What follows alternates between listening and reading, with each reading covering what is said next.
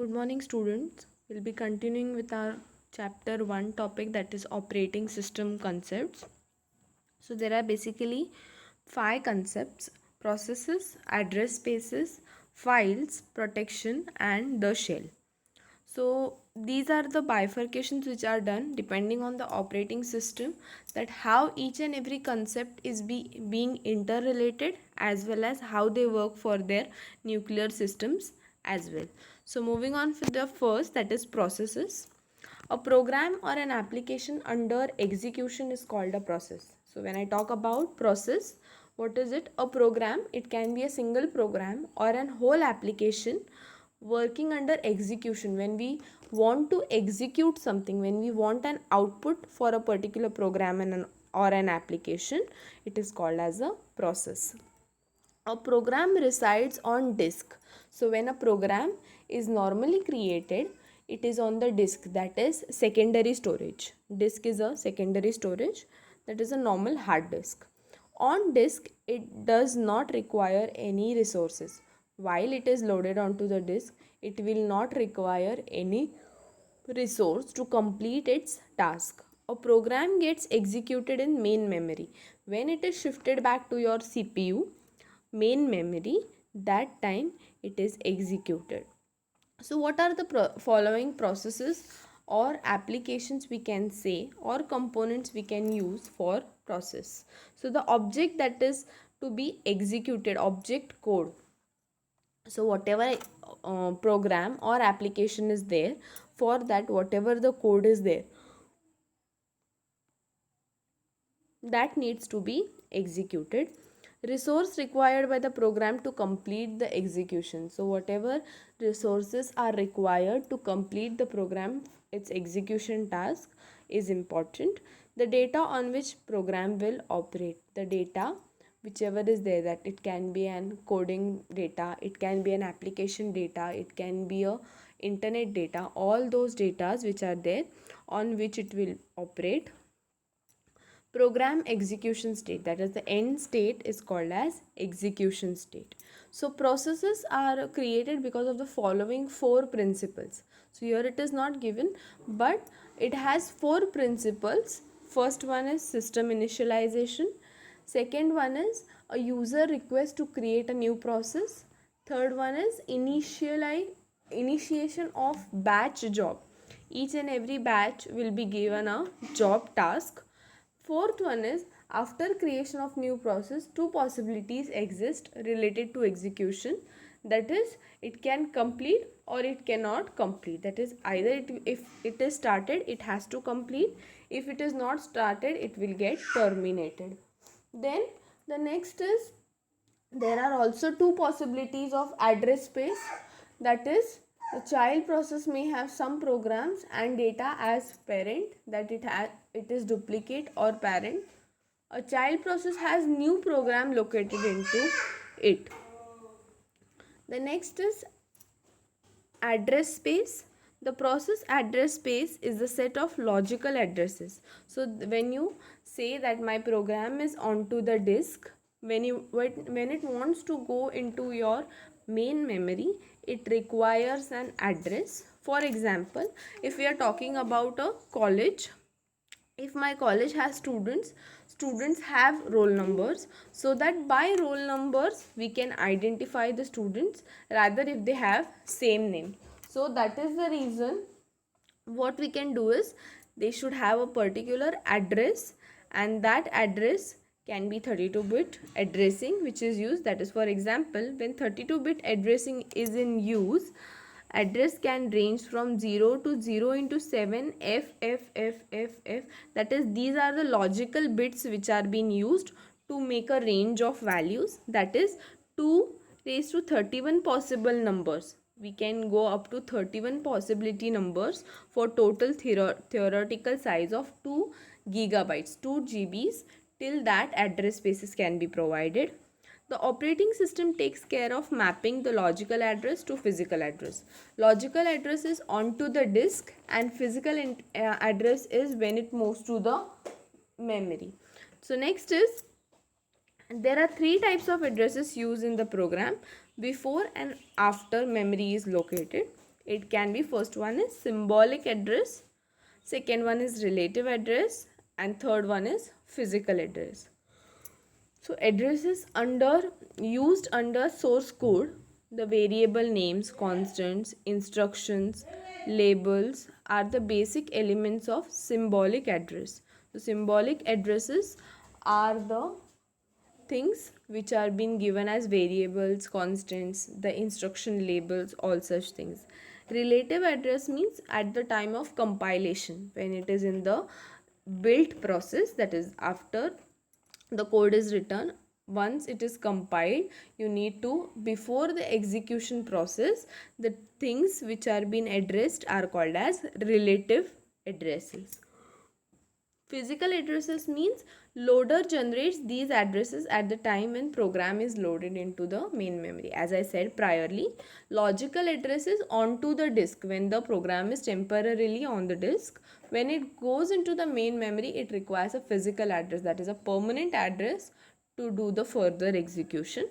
Now here virtual and physical addresses are same in compile time and load time address binding scheme.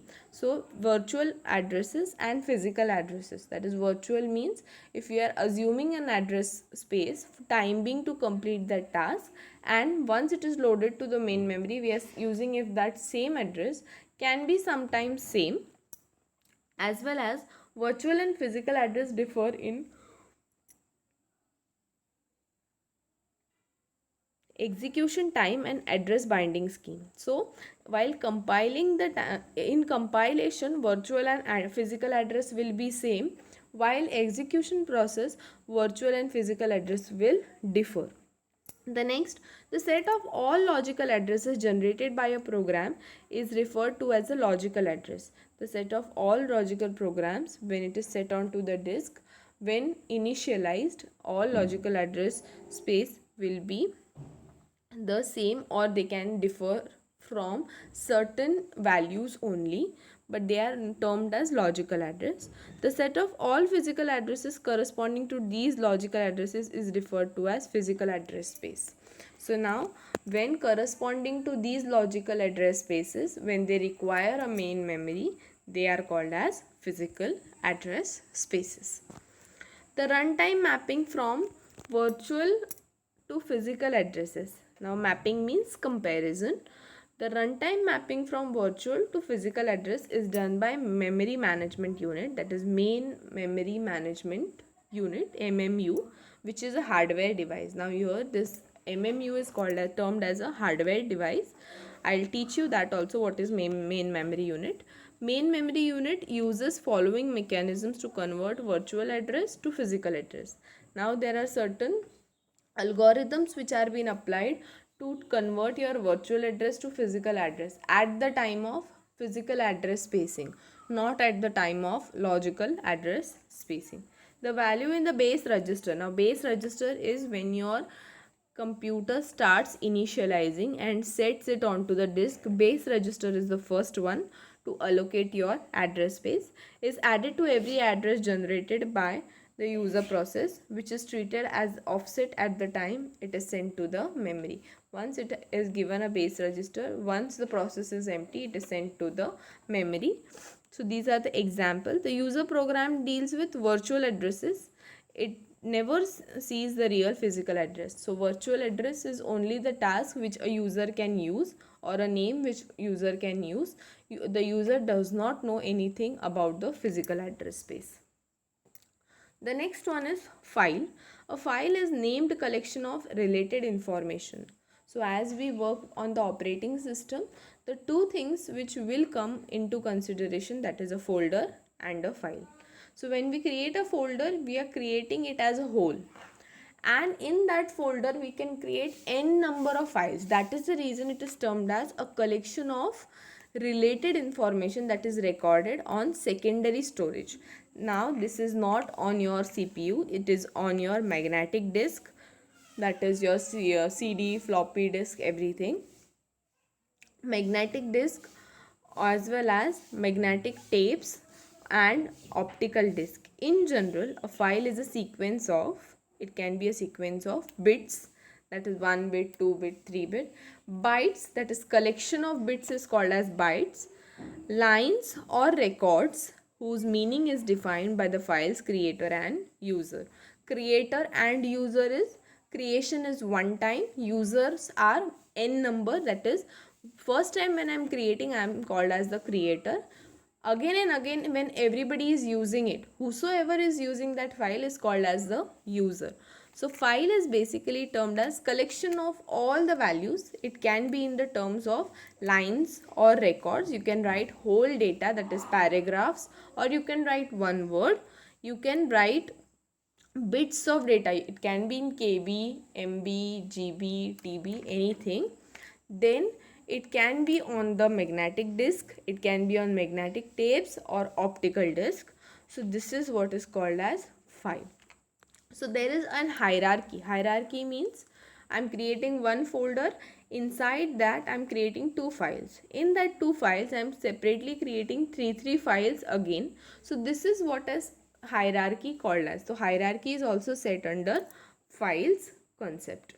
So the next is IO devices. So it stands for input output devices. So the devices related to your operating system will be termed as input output devices. It also provides an interface between the devices and the rest of the system that is simple and easy to use. Now suppose if I have a mouse, so I can use that mouse on n number of different systems whichever I connect it to. So that is the reason it provides you an interface and middleware between my device and the rest of the system. I can interconnect that systems as well. I can use one CPU for two different systems. I can use one memory for two different systems, three different systems. So it provides you an interface so that you can use that in a simple and easy way. The next is protection. This mechanism is used to protect the data and information, to protect the particular data and information. Protection mechanism is used. In some systems, a program called reference monitor is used to impose a protection.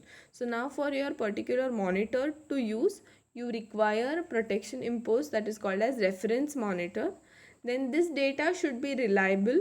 It should not be dependent on any other person, that is no other person has the right to achieve this data, as well as a protection system should be flexible enough to offer different and put into effect the different types of policies. So there should be terms and conditions which will also be applied to your data for access.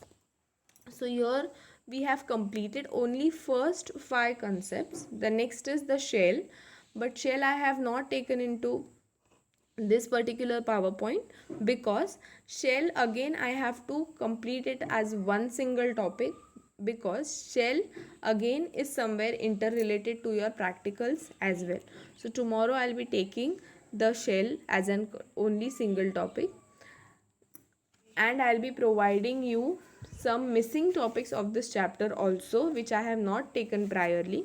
By tomorrow we'll end up with this chapter, and I'll again give you the main questions, that is important questions of these particular chapter, that is only chapter 1. Thank you.